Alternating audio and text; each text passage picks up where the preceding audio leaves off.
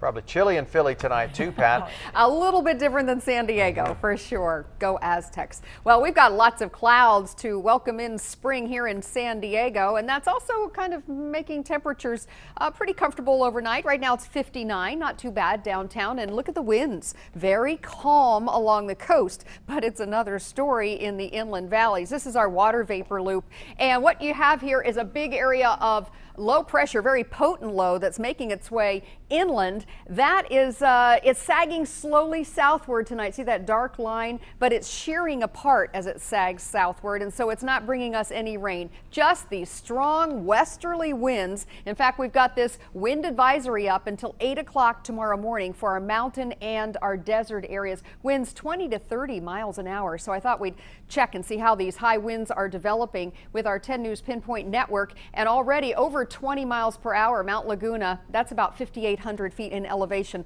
Also in Borrego Springs, the strongest winds now coming down those mountain slopes into the desert floor. So 10 News Pinpoint Futurecast shows will be in double digits in many places as soon as you get away from the coast, mostly. That will be by 2:30 tomorrow. And then the winds kind of start to come from the east to the west, as you can see here.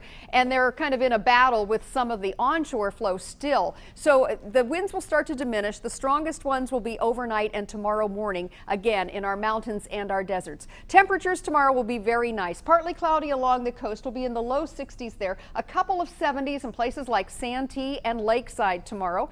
70 up there in Pine Valley and 86 out in the desert. For the next 7 days, not a lot of change temperature wise. We're pretty much where we should be this time of the year in San Diego, California, which is pretty much mid 60s. Clouds in the morning and some sun in the afternoon. In the inland valleys, again, not a lot of change. We're just varying by 1 or 2 degrees.